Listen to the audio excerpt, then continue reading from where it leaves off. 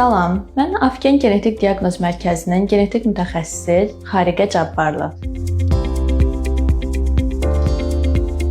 Xərçəng xəstəliyi orqan və toxumalarımızın əsasını təşkil edən hüceyrələrimizdə bir sıra dəyişikliklər nəticəsində baş verir. Bu dəyişikliklər hüceyrələrimizin əsasını təşkil edən genlərimizdə baş verir. Hansı ki, bu genlər hüceyrələrimizin funksiyalarına, onların çoxalmasına, hansı proteinləri sintez etməsi lazım olduğunu bildirir və bu genlərdəki dəyişikliklər hüceyrənin bu funksiyalarını poza bilir və nəticədə bizim hüceyrələrimiz normadan artıq çoxalmağa başlayır, lazımi vaxtda apoptoz, yəni hüceyrə ölümü gerçəkləşə bilmir. Və bu hüceyrələrimiz bir sıra yollarla limfa və qan dövran vasitəsilə digər orqanlarımıza keçərək orada çoxalmağa davam edə bilir. Bununla da xərçəng hüceyrələri öz fəaliyyətini davam etdirir və xərçəng xəstəliyinə səbəb olmuş olur.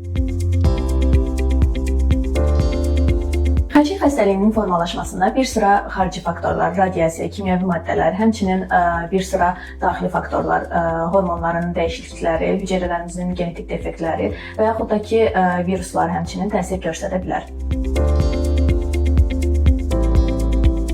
Xərçəng xəstəliyi irsi ötürülə bilər. Belə ki, irsi ötürüldüyü zaman artıq uşaq dünyaya gəldiyində bu defektli genləri özündə daşıyır. Ana və atada isə xərçəng xəstəliyinin formalaşmamasından asılı olmayaraq bu genləri öz övladlarına ötürmə ehtimalı 50% olur. Geni daşıyan uşaqlarda isə və digər şəxslərdə normal populyasiyaya əsasən daha yüksək risk altında olur. İrsi ötürülməyən xərçəng xəstəlikləri isə sporadik xərçəng xəstəlikləri adlanır və bunlar əsasən ümumi xərçəng xəstəliklərinin 80-90%-ni daşıyır. Xərçəng xəstəliyi əgər irsi ötürülürsə, bu həm ana, həm də ata xətti ilə ötürülə bilər. Ümumi bir səhv odur ki, ailə ağacı çəkilməsi zamanı yalnızca ana xəttinə, xala və yaxud da ki, ana nənəyə baxmaq ümumi bir səhvdir. Ailə ağacı çəkilən zaman hər iki tərəfdə mütləq dəyərləndirilməlidir. Xərçəng xəstəliyinin növlərinə əsasən kriteriyalarda bir-birindən fərqlənir. Ümumi götürsək isə, xərçəngin erkən yaşda görülməsi və yaxud da ailə üzvlərində və yaxud da qohumlarda bir sıra xərçəngin olması irsən ötürülməsinə bir nümunə kimi göstərmək olar.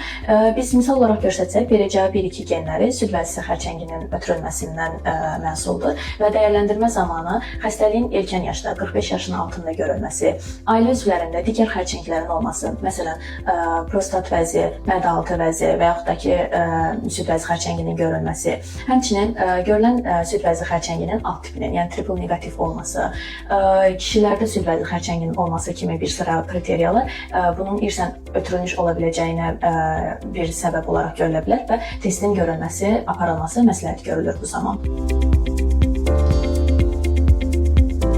Əgər genetik testi pozitiv çıxan şəxslərdə artıq xərçəngin görülmə riski yüksəkdirsə, bu şəxslərə psixoloji dəstək verilməlidir. Hansı ki, həyatlarının geri qalanında bu test nəticəsinin onlara necə təsir etməsi ilə bağlı psixoloji məsləhətlər verilməlidir. Bundan əlavə olaraq, onların müayinələri normal topluma əsasən daha tez-tez aparılmalıdır. Məsələn, bircə 1-2 mutasiyası olan şəxslərdə artıq tez-tez döş vəzisinin yoxlanılması, mammografiya və yaxud da ki, yumurtalıqlarının yoxlanılması UZI kimi üsullarla aparılmalıdır və digər topluma əsasən bu ildə bir dəfə və yaxud da ki 6 aydan bir şəkildə aparıla bilər. Bundan əlavə olaraq, əgər risk yüksəkdirsə, bu zaman onlara xəstənin istəyinə əsasən döş vəzisinin çıxarılması və yaxud da ki onun rekonstruksiyası kimi prosedurlar aparıla bilər. Həmçinin bircə 1 və 2 yumurtalıq xərçəngindən də məhsul olduğuna görə yumurtalıqların çıxarılması və yaxud da boruların çıxarılması kimi məsləhətlər verilə bilər. Bununla yanaşı, cərrahi seçimləri istəməyən xəstələr üçün